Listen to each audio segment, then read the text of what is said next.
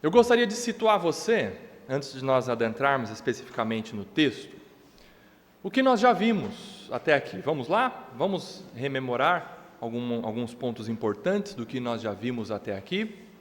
Nós já estudamos no capítulo 1 inteiro, já estudamos todos os versos do capítulo 1, e o que nós pudemos constatar na primeira parte do capítulo 1, vocês se lembram, do versículo 1 até o versículo 5, que foi a primeira parte, é que Deus, em sua providência, Ele pesou duramente a sua mão sobre o seu povo, sobre o povo de Israel, e especificamente sobre a vida de uma família, sobre a vida de Elimeleque, Noemi, Malom e Quilion. Deus fez com que eles amargassem uma série de, eu diria, desventuras, uma série de crises, de desgraças. Isso, a mão de Deus pesando sobre aquelas pessoas. Isto tudo por causa do quê? Nós vimos, por causa de pecados e decisões equivocadas, tomadas por eles mesmos, ali dentro do contexto da época dos juízes. Muito bem. Na sequência, seguindo o fluxo da narrativa, na segunda parte do capítulo 1, a partir do versículo 6 até o final do capítulo 1, nós vimos que Noemi, ela toma conhecimento que Deus voltou a abençoar a terra de Israel, e especificamente Belém, então ela decide voltar para casa. Noemi decide voltar para Belém. Por quê? Por conta da bênção do Senhor, voltou a ter pão na casa do pão. Lembram-se do significado do nome da cidade Belém? Belém significava casa do pão. Mas, por providência de Deus, por um tempo, faltou pão na casa do pão. Mas Noemi tomou conhecimento de que lá em Belém voltou a ter alimento. Então Noemi decide voltar para sua casa. E esse processo de retorno foi um nítido trabalhar de Deus, levando Noemi a um arrependimento. Todavia, juntamente com Noemi, outra mulher, e não somente mulher, mas outra viúva, e não uma viúva de Israel, mas uma viúva estrangeira, fez companhia a Noemi. Quem voltou com Noemi, ou quem fez companhia a Noemi, voltando para Israel, voltando para Belém? Ruth voltou com Noemi. Pela graça de Deus, nós vimos nos detalhes da narrativa do capítulo 1 que Ruth foi salva. Você se convenceu disso? A palavra de Deus nos mostrou elementos, evidências da salvação de Ruth. Ruth, ela foi regenerada pelo Espírito Santo do Senhor. Ela se converte ao Senhor, ela se converte ao Deus de Noemi. Isso tudo por intermédio de uma fé genuína depositada no Deus verdadeiro. Até então Ruth, ela era uma idólatra. Até então Ruth era ímpia, estrangeira. Ela tinha, quem sabe, as suas centenas de deuses. Mas Deus, o Deus verdadeiro, tocou o coração de Ruth e ela então se consagra, ou na verdade ela se entrega ao Senhor. Ela foi salva, ela foi regenerada, ela se torna uma nova criatura. Louvado seja Deus por isso.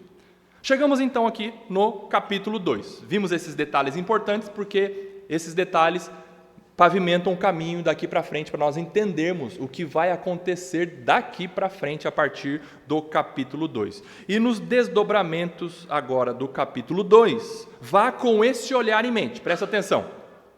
Lampejos, brilhos de esperança começam a piscar na realidade tanto de Noemi quanto de Ruth.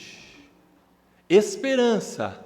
O sol começa a raiar na vida de Noemi e na vida de Ruth. E Noemi percebe, ou melhor, ela tem os olhos reavivados pela fé para reconhecer a benevolência do Senhor nos acontecimentos, nos detalhes. Noemi, ela, pelo trabalhar da graça de Deus, levando Noemi a um arrependimento, agora ela começa, nós vamos ver no capítulo 2, que ela começa a ter uns vislumbres de esperança. Noemi, ela vê a bondade do Senhor por detrás de tudo. Por detrás de tudo. Por isso que eu coloquei o tema da pregação nesta manhã, a bondade do Senhor por detrás de tudo. Inclusive o capítulo 2, nós vamos ver, ele termina com Noemi reconhecendo e glorificando a benevolência, reconhecendo e glorificando a bondade do Senhor em favor dela e em favor do povo de Israel. Na pregação de hoje, eu não vou fazer a leitura do capítulo todo. Nós vamos fazer o seguinte, vamos lendo algumas partes e à medida que eu for lendo com você, eu vou comentando os trechos do capítulo 2. Eu gostaria de cobrir todo o capítulo 2 nesta manhã, tá bom? Vamos lá então, capítulo 2 de Ruth, começando aí pelo começo, começando pelo versículo 1. No verso 1, nós encontramos uma informação que parece estar meio desconexa. No versículo 1, nós encontramos uma informação, parece que ela está solta na história. Parece que não faz parte do contexto anterior do capítulo 1. Leia comigo o versículo 1, que o escritor, ele solta essa frase aí no versículo 1 do capítulo 2. Noemi tinha um parente de seu marido, dono de muitos bens, da família de Elimeleque, o qual se chamava Boaz. Se você não conhecesse a história, você iria olhar essa informação e iria dizer, e daí? O que isso tem a ver com o capítulo 1, com o que o narrador mostrou, né, relatou até aqui? Nada a ver. Mas pensa comigo, o autor, o escritor do livro de Ruth, ele tem um propósito original de mostrar, veja, o caminho de Ruth aqui, que vai se encontrar com o caminho de Boaz aqui.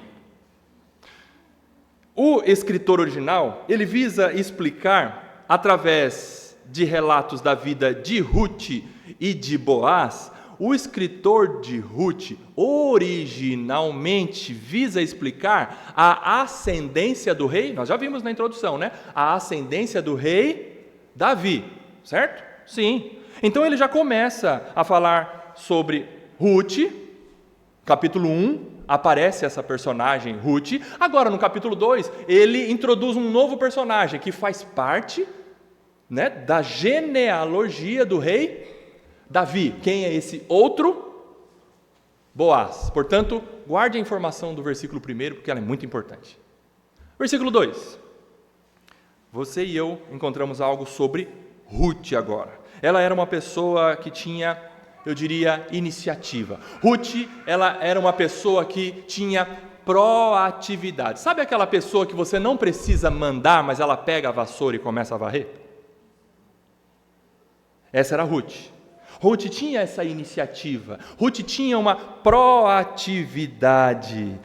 Noemi não precisou falar para Ruth assim, minha nora, levanta dessa rede, para de pensar na morte da bezerra e vai fazer alguma coisa, minha querida, eu estou velha, você precisa me ajudar. Levanta daí, está na hora de você fazer alguma coisa. Não, Noemi não precisou fazer isso. Ruth, por ser proativa, por ter iniciativa de fazer as coisas, versículo 2, Ruth, a moabita, disse a Noemi.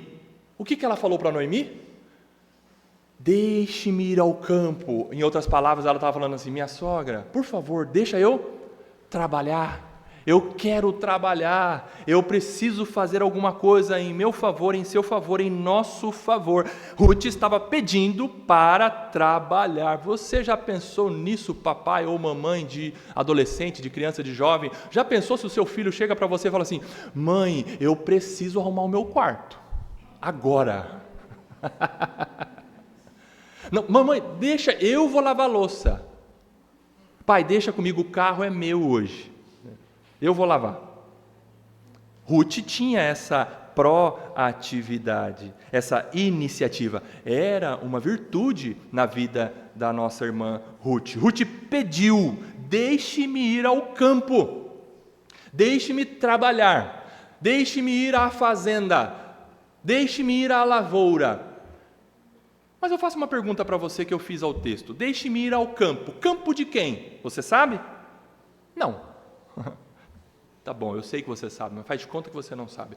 Deixe-me ir ao campo. Ela sabia? Não, absolutamente. Ela não sabia no campo de quem ela iria pisar, no campo de quem ela iria pegar espiga, alimento. Ela não sabia, ninguém sabia, tanto Noemi quanto Ruth. Ela falou, eu preciso ir ao campo, eu preciso ir à lavoura, a uma fazenda e pegar alimento para nós. Aí continua o versículo 2, né? Deixe-me ir ao campo para apanhar espigas atrás daquele que me permitir fazer isso. Olha, você precisa entender o que acontecia nos momentos das colheitas. As fazendas de Israel, no momento de abundância, como foi nesse momento que Deus voltou a abençoar Belém principalmente, os ceifeiros colhiam cereais. Depois, os ceifeiros eram os trabalhadores, das fazendas. Eles colhiam a plantação. Depois, logo depois dos trabalhadores, vinham pessoas que precisavam de alimento, ou seja, eram pessoas mendigas, eram pessoas extremamente necessitadas. O que essas pessoas, logo depois dos ceifeiros, vinham essas pessoas? Pobres, israelitas pobres ou estrangeiros, entenderam? Então, lá não tinha máquina, lá não tinha colheitadeira. Quem que era a colheitadeira? Os ceifeiros, trabalhando, colhendo. Depois dos trabalhadores, vinham os necessitados, os mendigos da sociedade, tanto israelitas pobres ou estrangeiros. Onde o Ruth se encaixa aqui? Nos pobres, nos estrangeiros. Ela falou assim, deixe-me ir para apanhar espigas atrás daquele que me permitir fazer isso. Ou seja, ela sabia a situação dela. Ela se colocou no lugar dela. Ela falou, eu sei que eu não sou israelita, eu não posso colher espigas, como os ceifeiros, mas eu vou... Ela conhecia a lei de Moisés. Sabe por quê? Lá em Levítico tem essa lei prevista. Deus deixou essa ordem, deixe espigas caírem, deixe cereal cair para o estrangeiro e para o necessitado, para que ele não fique sem alimento. Foi uma ordem de Deus, Levítico 19, se eu não me engano. E também, nas bordas das fazendas, Moisés determinou que não se colhesse nada nas bordas das fazendas, ficava uma faixa de plantação de cereal, ou de milho, ou de trigo, para que também pessoas pobres colhessem essa faixa em volta das fazendas, em volta das plantações. Ruth conhecia a lei de Moisés? Conhecia, ela falou algo a respeito da lei da nação de Israel, da lei dos hebreus. Ela falou, então eu vou depois de quem estiver colhendo, e se essa pessoa me permitir, eu vou pegar alimento para nós. E a resposta de Noemi foi, vá, minha filha, vá, nós precisamos, então vai. E o que Ruth fez? Versículo 3, ela se foi. Ai, que bom. Muitas vezes o filho fala, eu vou limpar o tênis, mas aí ele não vai. Ruth falou, eu vou colher, me deixe ir colher, me deixe ir a um campo, a uma fazenda. E ela foi. Versículo 3, chegou ao campo, pergunto mais uma vez, campo de quem? Ela não sabe. Noemi não sabe, Ruth muito menos, que ela agora está ali no campo. Ela chegou num campo, ela chegou em alguma fazenda, ela chegou em alguma lavoura, chegou ao campo e apanhava espigas atrás dos ceifeiros. Foi o que ela fez. Ela começou a pegar as espigas que os ceifeiros deixavam cair. Pela lei mosaica eles faziam isso, e ela começou a colher aquelas espigas por trás dos ceifeiros. Ponto. Versículo 3, continuando, na versão NAA que eu estou seguindo aqui por casualidade, por acaso, entrou na parte do campo que pertencia a Boaz, que era da família de Elimeleque. Você percebeu algo aqui? Ruth, ela saiu com um plano. Ruth tinha um plano, eu vou buscar comida para mim, comida para minha sogra. E parece ser mais um dia qualquer para Ruth, ela jamais imaginava que Deus estava preparando algo espetacular para ela, algo maravilhoso para ela. Ela não tinha noção alguma do que estava para acontecer com a vida dela a partir daquele momento em que ela pisa no campo de Boaz. Ela não sabia o que estava acontecendo. E aí, nessa semana, eu me lembrei de Provérbios 16:9. Provérbios 16:9 diz assim: o coração do ser humano traça o seu caminho, não é? O coração do ser humano traça o seu caminho. Nós, você e eu, planejamos coisas. Buscamos executar tarefas, nós planejamos, o coração do ser humano traça o seu caminho, mas o Senhor lhe dirige os passos. Quem está minuciosamente cuidando e encaminhando os nossos passos nessa vida? Deus. Portanto, a pergunta é por acaso que as coisas acontecem? Resposta, não. Não. O coração do ser humano planeja, e nós temos que planejar, sim, mas é o Senhor que dirige os nossos passos, Provérbios 16:9. Ruth, repito, jamais imaginaria que Deus estava preparando algo espetacular para ela. E parece que o escritor aqui, quando ele usa a expressão por casualidade, por acaso, ele dá como que uma piscada assim para o leitor. Por acaso? Por casualidade? Né? Foi por acaso mesmo? Você sabe que não. Não. Como aquele refrão da música do Titãs, né? Epitáfio. O acaso vai me proteger enquanto eu andar distraído. É o acaso? Não. Não, de jeito nenhum. Por casualidade aqui, essa expressão dá a ideia de aconteceu que, ou sem querer, porque Ruth não queria ir à fazenda de Boaz. Queria ou não? Não, ela nem sabe que Boaz existe. Sem querer, ou do nada, essa expressão por casualidade mostra essa ideia. Sem querer. Sem querer. Mas lembre-se, um acontecimento casual, um acontecimento por acaso, está dentro de um episódio, que está dentro de uma história, que está dentro de uma grande história governada por Deus. É igual você pegar um episódio lá de uma série que você está assistindo e a série tem 40 episódios, né? E você pega o episódio 36, desconexo. Vai fazer sentido? Não. Aquele episódio está dentro de uma história, que está dentro de uma grande história, quem sabe de uma série que tem inúmeros, ou 3, 4, 5 temporadas. Né? Por isso que nós temos que entender que esse episódio, esse fato, esse acontecimento está dentro de um episódio do capítulo 2, que está dentro de uma história do livro de Ruth, que está dentro de uma grande história perfeita, escrita e determinada por Deus. A pergunta é, foi por acaso? Não foi. Não foi, claro que não. E a nossa convicção, ao entendermos a soberania de Deus, a nossa convicção é que nada acontece por acaso. Por exemplo, você nasceu na família que você nasceu, não foi por acaso. Às vezes eu olhava para os meus irmãos e falava, por que ele é meu irmão? Olhava para os meus pais, surgi do nada aqui. Depois eu comecei a entender que Deus é que me colocou naquela família. Deus é que me fez casar com a Rayane.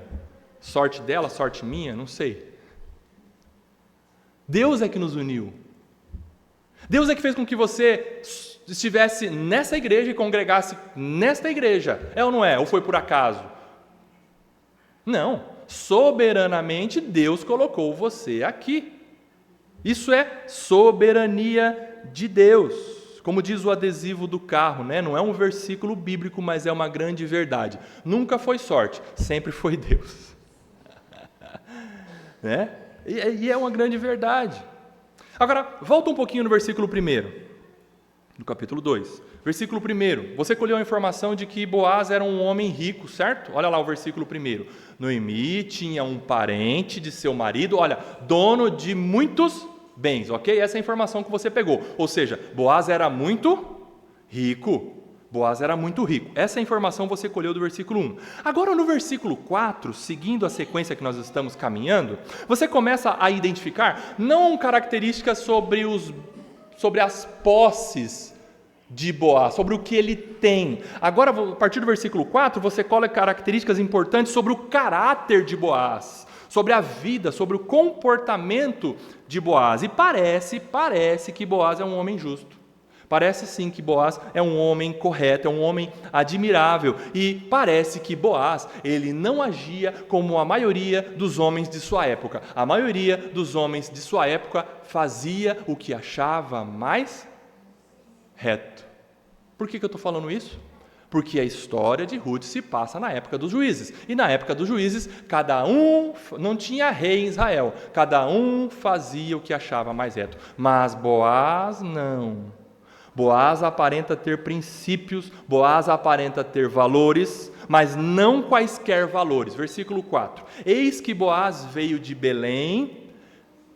Quem sabe a residência oficial de Boaz era em Belém, ele era morador de Belém e tinha suas propriedades, suas fazendas nos arredores de Belém. Então Boaz veio de Belém e disse aos ceifeiros, eram trabalhadores, empregados dele. E olha como ele cumprimenta os seus empregados. Disse aos ceifeiros: que o Senhor esteja com vocês. E aqui esta fala Boaz, ele usa o nome de Yahvé, o nome do Deus verdadeiro, e para pronunciar o nome do Deus verdadeiro, como ele pronunciou aqui, tinha que ser por alguém que era do povo da aliança. Não tomava o nome do Senhor em vão. Então ele olhou os seus ceifeiros, seus trabalhadores, e ao chegar na firma, ele falou: que o Senhor esteja com vocês.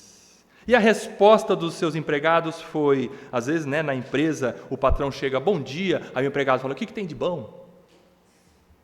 Um ambiente ruim, um ambiente amargo, está todo mundo ali bravo, está todo mundo cansado porque é uma segunda-feira. Mas aqui, veja, Boaz, ele promovia um ambiente diferenciado em suas empresas, em seus empreendimentos. Boaz disse: que o Senhor esteja com vocês. E a resposta dos seus empregados foi: que o Senhor o abençoe. Que o Senhor o abençoe. Meus amados irmãos, não há outra conclusão a chegarmos sobre a vida e a conduta de Boaz, senão que Boaz, ele tinha uma vida teorreferente. E essa semana eu lembrei do pastor Newton, porque ele está falando há várias pregações dele sobre ter uma vida teorreferente. O que é ter uma vida teorreferente? Ter Deus como referência da sua vida. Boaz tinha Deus como referência para a sua vida. E que patrão bom, né? Poxa, é tão bom ter um patrão que tem Deus como referência. Se você é patrão, siga esse exemplo.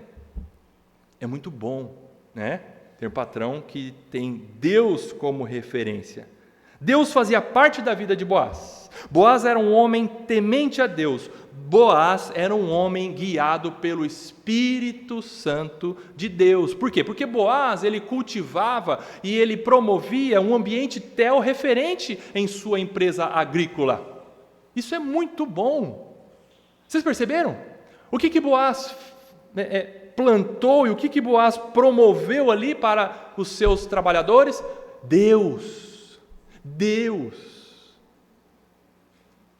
Isso é fruto de um relacionamento com Deus. Isso é fruto da vida de Boaz, da comunhão de Boaz com Deus. Por quê? Porque ninguém dá aquilo que não tem. Ninguém dá aquilo que não tem. Se Boaz, ele cultivou um relacionamento com Deus, ele transbordou isso para as pessoas, para os seus empregados. Deus fazia parte da rotina de Boaz. Deus não era um assunto de domingo para Boaz. A segunda-feira tudo muda, a página vira, eu viro um quase descrente. Eu só sou crente no domingo. Não, Boaz tinha uma vida, uma rotina com Deus, um relacionamento constante de segunda a segunda com Deus, inclusive na firma, inclusive no trabalho, inclusive na fazenda, inclusive nos seus empreendimentos. Tudo. A vida de Boaz era uma vida teorreferente. Veja que coisa linda. Nós não podemos fragmentar a nossa vida. A minha vida com Deus na igreja é aqui, a minha vida com a minha família é aqui. No meu trabalho é sem Deus, porque, irmão, trabalho, Não. Toda a nossa vida é para a glória de Deus. toda a nossa vida pessoal, a minha família, o meu trabalho, a minha vida na igreja, a minha vida no condomínio, a minha vida lá dentro do Uber, lá dentro do ônibus, no dentista. É para a glória de Deus, né, Lucas? Toda a minha vida. Boaz, ele tinha isso. Ele tinha uma vida teorreferente.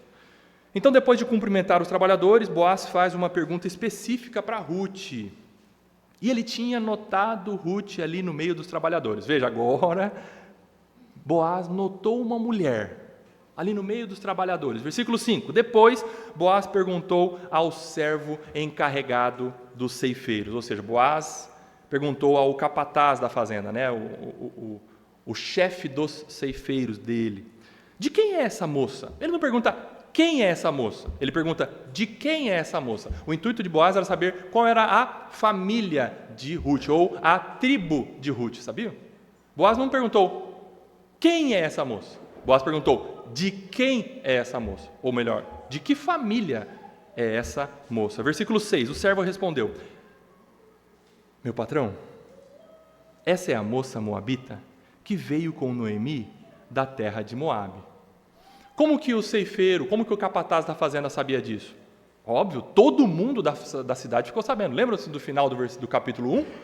Todo mundo viu Noemi chegar com Ruth e ficou um burburinho na cidade de Belém. Olha, a Noemi chegou. Quem que é essa que está com ela? E todo mundo ficou sabendo que Ruth veio com Noemi, a moabita. Então todo mundo estava sabendo. E aí o capataz respondeu isso para Boaz. Essa é a moça moabita que veio com Noemi da terra de Moabe. E algo chamou a atenção do capataz. Algo chamou a atenção do chefe dos ceifeiros. Versículo 7. Ela me pediu que a deixasse recolher espigas e ajuntá-las entre os feixes após os ceifeiros. Você notou o que chamou a atenção do capataz? O que chamou a atenção do capataz de Boaz foi a humildade de Ruth. Por quê? Porque Ruth ela não precisava pedir. Ela tinha por direito, pela lei mosaica, como estrangeira, ou como indigente, ou como alguém que estava extremamente necessitada, ela tinha o direito, por lei, de recolher as sobras. Os ceifeiros estavam lá na frente, aqui vinha recolhendo aqueles que eram os necessitados. Tinha que pedir? Não precisava pedir. Mas o capataz da fazenda falou: meu patrão, você não acredita? Ela me pediu para recolher. Isso demonstra humildade de coração de Ruth. Estão colhendo essas informações? Nós colhemos um pouquinho de informação de Boaz, agora estamos colhendo um pouquinho de informação sobre o caráter de Ruth, mas é um caráter transformado pela graça, louvado seja Deus, porque nós sabemos que aqui Ruth já é convertida, já é salva. Continuando aí o versículo 7. Assim, ela veio e ficou aqui desde a manhã, ela está desde cedo. Manhã aqui é na alvorada, e os militares sabem que termo é esse, né? A alvorada. O que é a alvorada? No nascer do sol. Quem começa a trabalhar no nascer do sol? Poucos, né? Tem uns que levantam às 9 e falam: eu vou começar a trabalhar às 10. Às 11 já paro para almoçar. Não, Ruth estava aqui desde a alvorada, desde cedo. O sol estava nascendo e Ruth já estava na lida. Aí isso chamou a atenção do capataz. Ela está aqui desde cedo. Ela veio e ficou desde cedo até agora. Só parou um pouco para descansar no abrigo, ou seja, ela só descansou um pouquinho e já voltou a rebuscar espigas. Ela já voltou a pegar aquilo que tinha que pegar. Ela voltou a trabalhar. E aí isso chamou a atenção também do capataz e nos chama a atenção no caráter de Ruth. Ela era uma mulher esforçada. Ela era uma mulher que entendia a sua responsabilidade humana. É bem verdade que Deus supre todas as suas e as minhas necessidades, mas o que Ele faz? Ele fala para você: vá trabalhar. Qual é a sua responsabilidade? Você acha que o alimento cai do céu? Não, você não acha isso, eu sei que você não acha, é uma pergunta didática. Nós temos a nossa responsabilidade. Ruth, ela trabalhou. Ela entendeu que ela estava dependendo do Senhor, mas dependendo do Senhor com os braços cruzados? Não, ela foi trabalhar. É aquela questão que a gente sempre, né, há anos a gente tem estudado isso aqui na ICCG. Soberania de Deus e responsabilidade humana. Elas se combinam. Soberania de Deus não anula a responsabilidade humana. humana. Deus levou Ruth para a lavoura de Boaz. Isso foi soberania. E o que Ruth fez? Ela teve a iniciativa, ela teve a proatividade de buscar e de colher alimento. Responsabilidade humana. Os puritanos do passado tinham uma frase assim, tinham um dito, os puritanos, século 17, 18. Creia no Senhor e mantenha a pólvora seca. O que é isso? Pólvora seca é uma expressão de estar preparado para o combate. Creia no Senhor e mantenha a pólvora seca, ou seja, faça a sua parte. Faça a sua parte. Não é? É responsabilidade humana. Você, meu irmão, minha irmã, é responsável diante de Deus para se manter diligente, para se manter pronto, para se manter preparado, para servir, para lutar, para trabalhar, justamente para cumprir o propósito soberano decretado por Deus em sua vida e na vida das pessoas que lhe cercam. Você, entendendo a sua responsabilidade, você sim vai ver que Deus é soberano, mas Ele te incumbiu de tarefas, de responsabilidades. O que você faz quando alguém está doente? Você ora ou você dá remédio? As duas coisas. As duas coisas, pelo amor de Deus, não deixe seu filho com dor de dente. Você ora, porque Deus é soberano, e pede a Deus, Senhor, tenha misericórdia da minha vida, da vida do meu parente, das pessoas que estão sofrendo, doentes, mas eu preciso fazer alguma coisa, preciso levar no médico, preciso fazer um exame, preciso dar um remédio. Responsabilidade humana, não é? Agora, a partir do versículo 8, caminhando um pouco mais aí, nós vemos que Boaz, ele se aproxima de Ruth com respeito. Olha o caráter desse homem valioso, com respeito, com bondade e com um senso de cuidado, com um senso de proteção, muito raro, infelizmente, hoje, muito raro.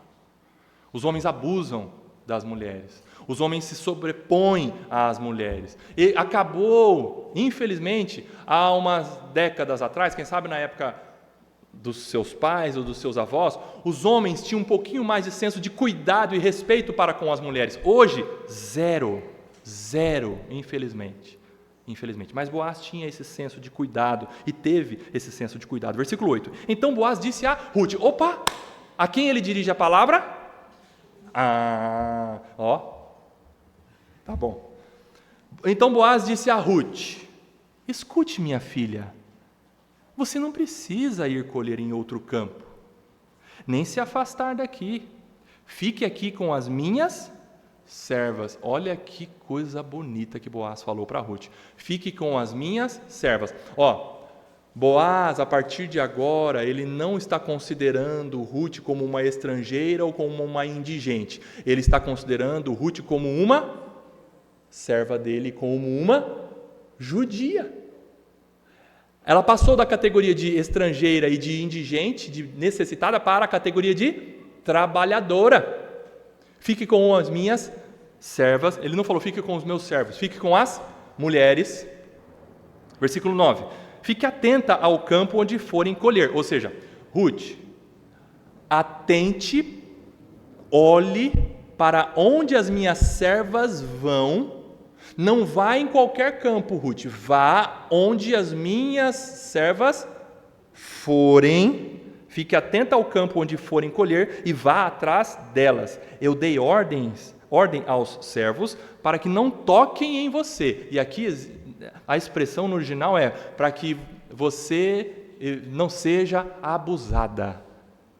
E por que o escritor de Ruth deixou essa expressão para que você não seja abusada? Porque na época dos juízes o povo estava extremamente fora dos princípios de Deus. Homens abusando de mulheres, mulheres se oferecendo para homens.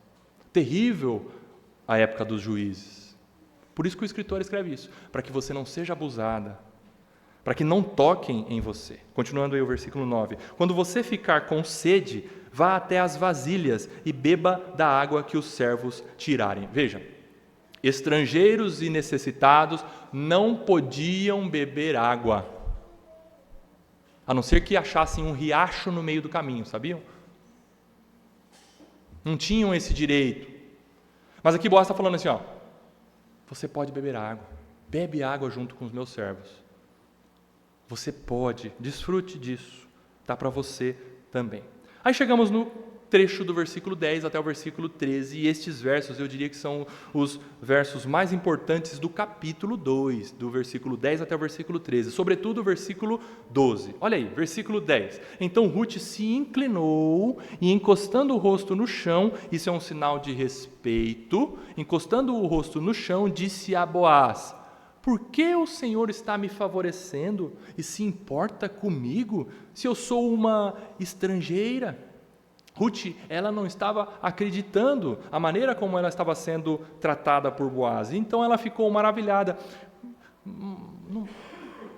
Como assim? Eu sou uma estrangeira. Por que você está me favorecendo? O Senhor está me favorecendo dessa forma? Boaz, versículo 11, respondeu: já me contaram tudo o que você fez pela sua sogra, depois que você perdeu o marido. Eu sei que você deixou pai, mãe e a terra onde nasceu e veio para um povo que antes disso você não conhecia. Aqui a informação que Boaz tinha eram informações importantes sobre Ruth, de onde ela tinha vindo, o que ela tinha deixado para trás, qual foi a decisão que Ruth tomou, uma virada, uma reviravolta na sua vida, tudo o que tinha acontecido e tudo o que ela tinha feito em favor de Noemi. Em outras palavras, Boaz está dizendo assim, eu sei que você se entregou ao Senhor e deixou tudo para trás e decidiu seguir o Deus de Noemi. E decidiu seguir essa vida. E decidiu vir aqui e morar aqui e ser como uma hebreia, como uma israelita. Boaz está dizendo, eu sei que você se converteu.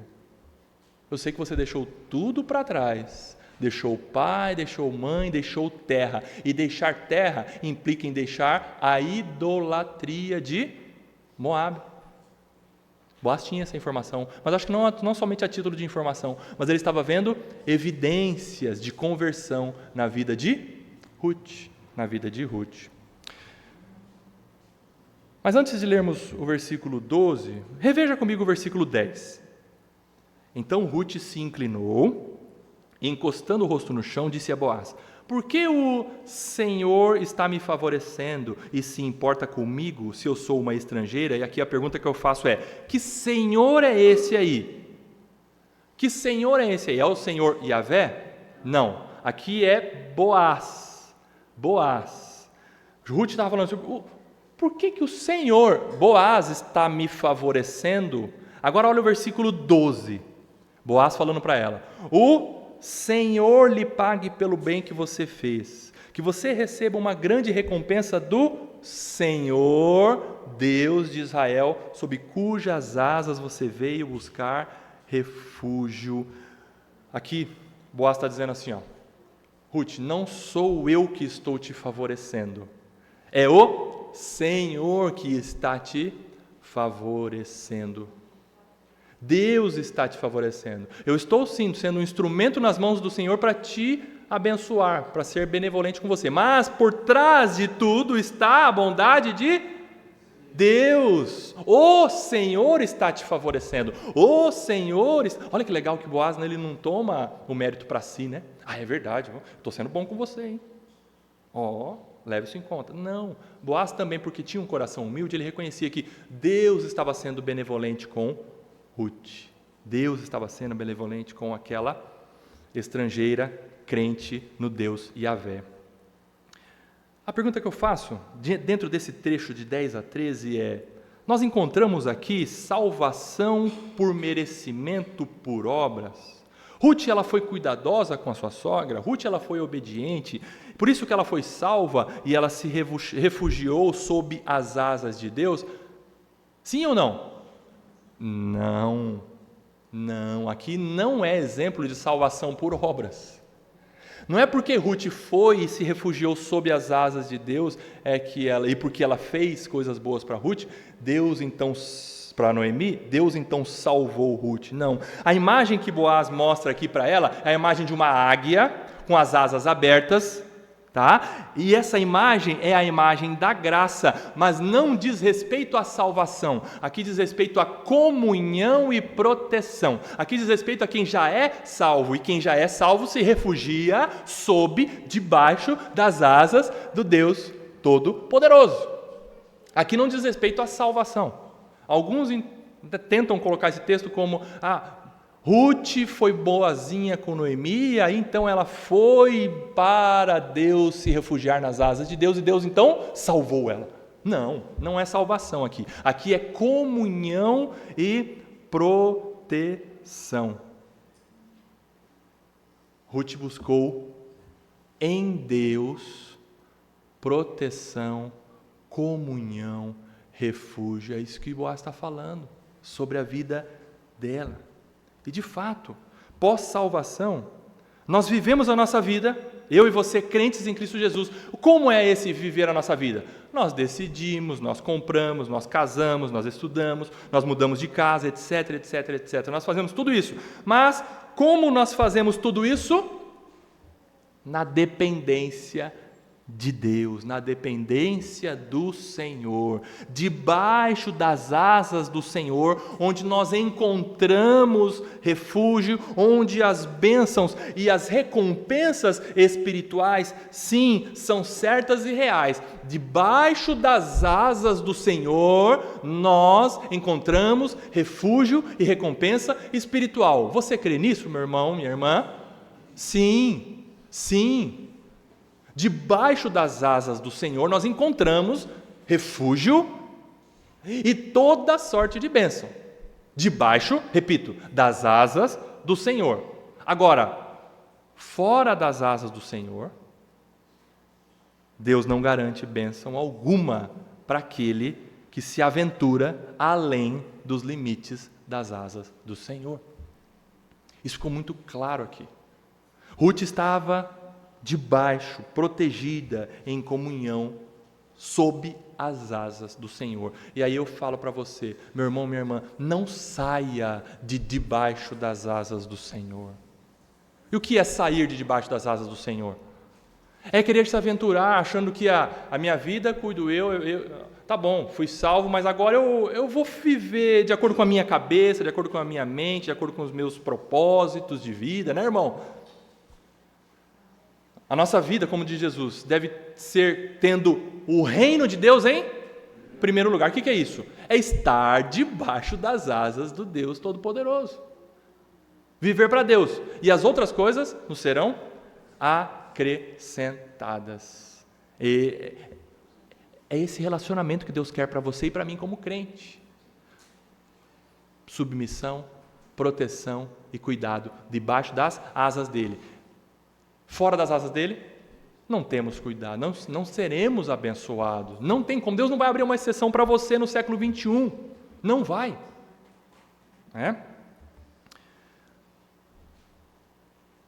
Agora, caminhando um pouco mais, vimos esse trecho de 10 a 12, vamos para o versículo 13 e a gente encontra mais uma virtude na vida de Ruth, e essa virtude é a virtude da gratidão. Ela tinha um coração agradecido. Versículo 13, então Ruth disse: meu caro Senhor, você está me favorecendo muito, pois me consolou e falou ao coração desta sua serva, e eu nem mesmo sou como uma das suas servas.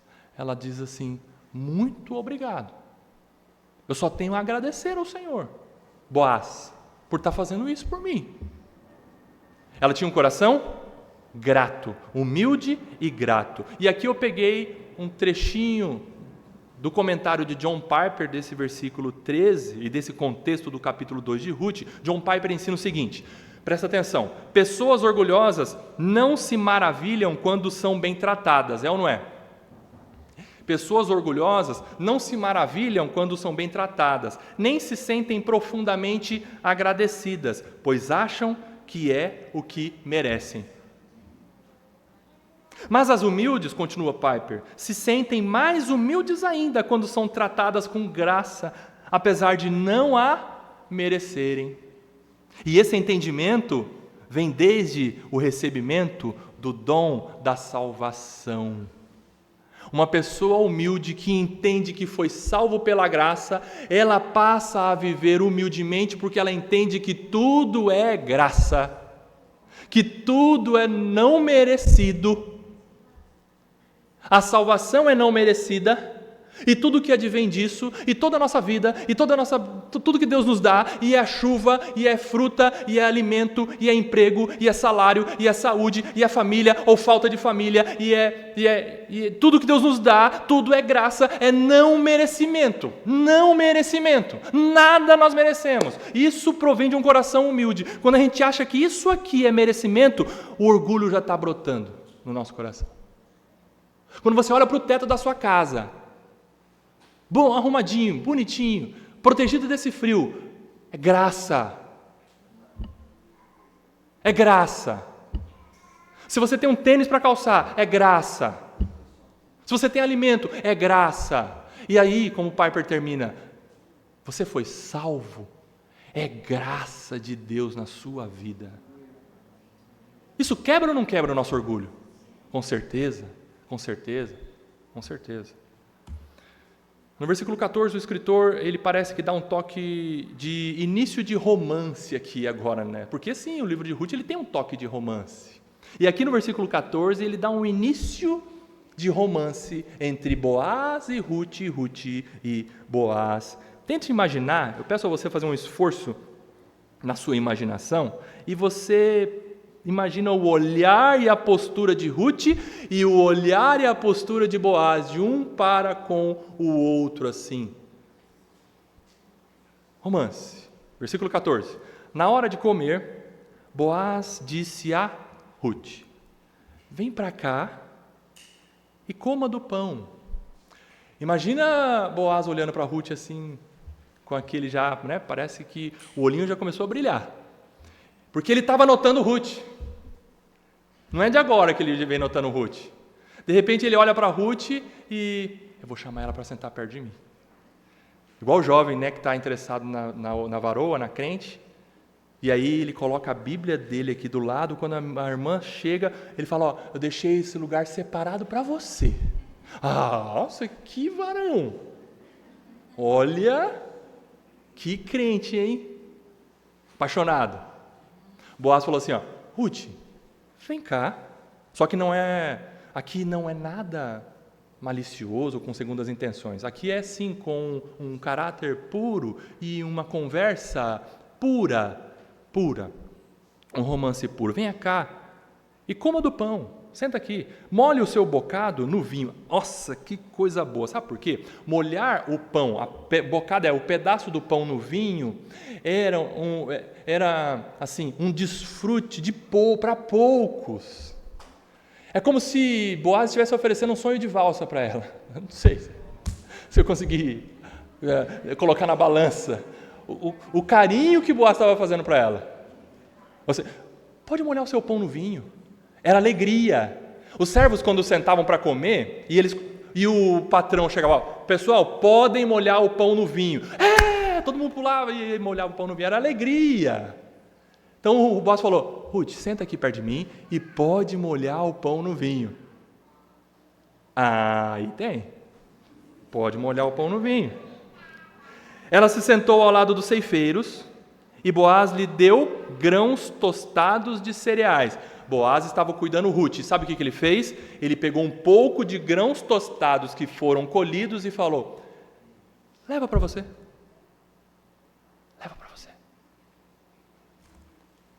Ela comeu até ficar satisfeita e ainda sobrou. Nós vamos ver o que ela fez com a sobra daqui a pouco. Ela comeu, ficou satisfeita e sobrou o alimento. Versículo 15. Quando ela se levantou para ir apanhar espigas, Boaz deu esta ordem aos seus servos, ou seja, almoçou, ok, tem que voltar para o trabalho, né? É gostoso cestear, né? O momento da cesta, mas a cesta não pode passar de 40 minutos, 1 hora, senão já vira, né, o sono do dia. Então, dá aquela descansadinha, tem que voltar a trabalhar. E ela voltou a trabalhar. E Boaz deu a ordem aos seus servos: deixem que ela apanhe espigas até no meio dos feixes, e não sejam rudes com ela. Boaz está falando assim, ó: nos feixes que você escolherem, porque eles juntavam as ramadas, os feixes, né? Parte por parte, deixavam separados os feixes, e Boaz falou para eles assim, deixa ela pegar lá no meio dos feixes, porque no meio dos feixes estavam as melhores colheitas. Os servos não iam pegar espigas podres, né, ou mal formadas para colocar nos feixes. Os feixes eram fechados com a melhor colheita. Então o Boaz está falando assim, deixa ela pegar lá de onde do feixe que estiver separado, tá? E outra coisa eu vou falar para vocês. Boaz deu ordem para eles, pega dos feixes e não sejam rudes com ela. Se eu ficar sabendo que alguém foi grosso com Ruth, vai se ver comigo. Sentiu um toque de amor aí? De carinho? Sim, com certeza. Aliás, por exemplo, os maridos têm que pensar assim das esposas, né? Não, for rude com ela, vai se ver comigo. A começar em casa, né? Muitas vezes os pais falam para os filhos, se você, filho ou você, filha, for grosso ou grossa com a sua mãe, você vai se ver comigo. Ninguém mexe com ela. Né? Não sejam rude com ela. Versículo 16. Tirem também algumas espigas dos feixes e deixem cair para que ela as apanhe e não a repreendam. Ou seja, é muito mais do que ela poderia, né, colher ou pegar no meio dos feixes. O Boaz está falando assim, além de deixar ela mexer lá no meio dos feixes, deixa cair assim despretensiosamente para que ela pegue também. Ou seja, deixa ela à vontade. Deixa ela à vontade. E caminhando para o final, a gente precisa caminhar e encerrar. A partir do versículo 17, nós vamos ver o resultado surpreendente daquele dia. Versículo 17. E assim Ruth esteve apanhando espigas naquele campo até de tarde, no campo de Boaz. Depois ela debulhou o que havia apanhado, ou seja, ela desfez ali, né, as espigas, a colheita, debulhou o que havia apanhado e foi quase 20 litros de cevada. 20 litros de cevada corresponde a aproximadamente entre 15 a 20 quilos de cereal. 4 sacos de arroz que ela conseguiu debulhar e separar daquilo que ela colheu, fora o que deixaram ela pegar. Entre 15 a 20 quilos. Versículo 18, ela pegou o cereal e voltou para a cidade, ou seja, ela estava lá na fazenda, no interior, na zona rural de Belém, e voltou para a cidade. E a sogra viu o quanto de cereal ela havia conseguido apanhar. Ruth também deu para a sogra, olha a sobra lá, lembra da sobra da comida? Ruth deu para a sogra a comida que lhe havia sobrado. Que coisa linda, né? Que coisa linda. Ruth, ela não guardou o bombom para ela, a sobra do bombom. Ela guardou a sobra da comida para aquela necessitada que estava lá em casa. Ela lembrou com carinho de sua sogra, lembrou da necessitada, com a comida que ela havia sobrado depois que ela comeu até ficar satisfeita. E a partir do versículo 19, você não acredita que como Noemi reagiu, e parece que é outra pessoa. Vocês se lembram da Noemi do capítulo 1? A Noemi do capítulo 1 é amarga, isso, Mara, amarga.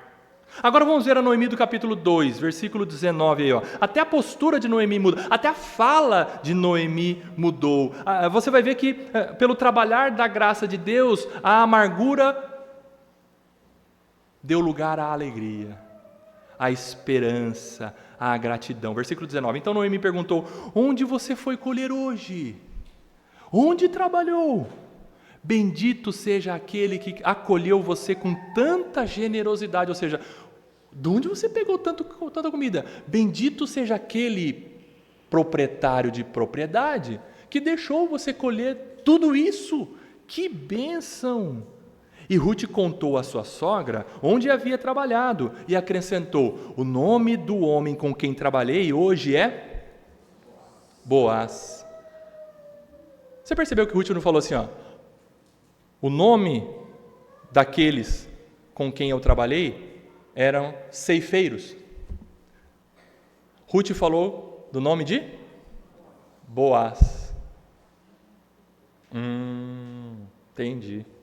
Versículo 20. Então Noemi disse à sua nora: que ele seja abençoado pelo Senhor Deus. Ele quem? Boaz, que não deixou de ser bondoso, nem para com os vivos, nem para com os mortos. Aqui Noemi, ela está reconhecendo que, apesar dela e da sua família não terem cumprido com a sua parte na aliança, Noemi e sua família não obedeceram ao Senhor, Deus jamais tinha se apartado de Noemi, Deus jamais tinha deixado o que ele determinou no pacto, na aliança. Noemi está dizendo assim, ó, Deus, aqui no versículo 20, Noemi está dizendo assim, ó, Deus não deixou de ser bondoso, aqui não está falando de Boaz, aqui está falando de Deus. Deus não deixou de ser bondoso nem para com os vivos, nem para com os mortos. Em outras palavras, Noemi está dizendo assim, ó, apesar de eu e os meus filhos, meu marido, termos desobedecido o Senhor, decidido, ir para uma terra estrangeira, mas o Senhor continuou sendo bondoso para conosco. É aquilo que Paulo escreveu, a Timóteo. Ainda que nós sejamos infiéis, Deus permanece fiel. Noemi está dizendo assim, ó, Deus continuou sendo bom, mesmo a gente desobedecendo. Deus não passou o pano, Deus não deixou para lá, Deus está me disciplinando, mas Ele continua sendo bom. E Noemi acrescentou, esse homem é nosso parente chegado e nosso resgatador. E aqui eu peço licença a você para explicar na próxima, quem sabe, exposição, essa questão do resgate e de ser resgatador. Cenas para os próximos capítulos, tá bom? Esse finalzinho do versículo 20 aí. Versículo 21. Então Ruth, a moabita, disse, ele também me disse que eu posso continuar com os servos dele, até que eles terminem de fazer a colheita. Ou seja, Boaz falou, olha só o que Boaz falou, Ruth, leva isso aqui, pode levar, mas volta, quero te ver de novo. Você volta? Pode continuar trabalhando aqui. Versículo 22, Noemi respondeu, é melhor mesmo que você vá com as servas dele, minha filha. Noutro campo poderiam maltratar você.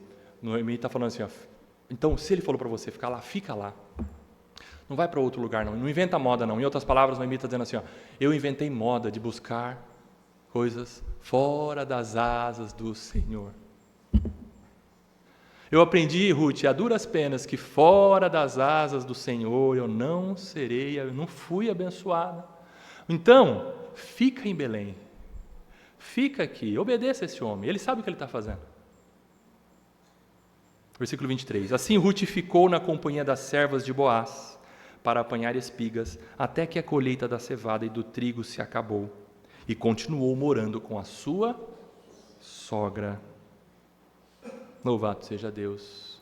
Capítulo 2 encerrado, e aqui eu concluo dizendo que ao verificarmos os detalhes deste capítulo 2 de Ruth, nós começamos a entender que os episódios e os acontecimentos são como que pequenos fragmentos dentro de uma grande imagem que Deus está cuidando e que Ele determinou e que Ele governa. Você percebeu isso?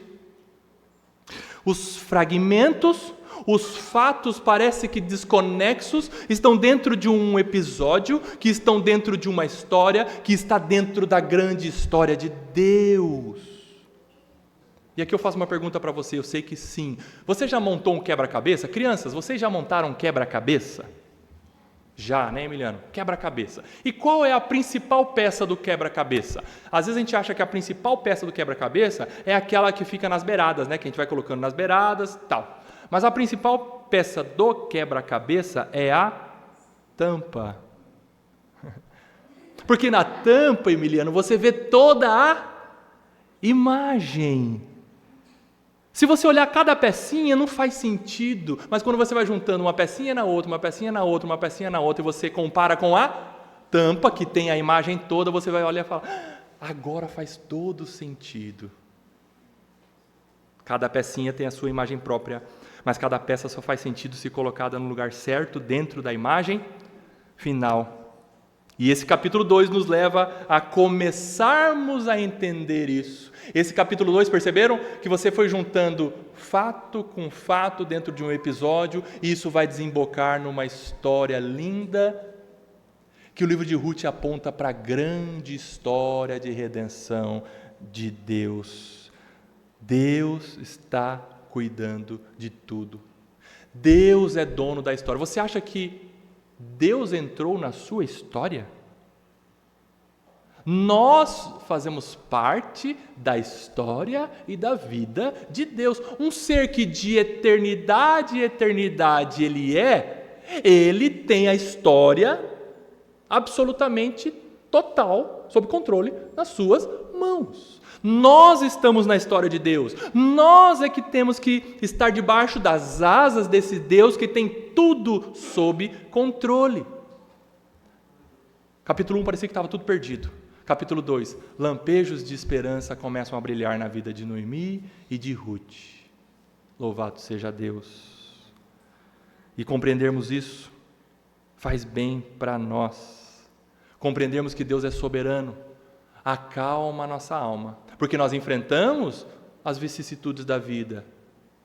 É um fato aqui, outro fato ali. Mas se você está entendendo que Deus é soberano, tudo está rigorosamente debaixo do controle soberano de Deus.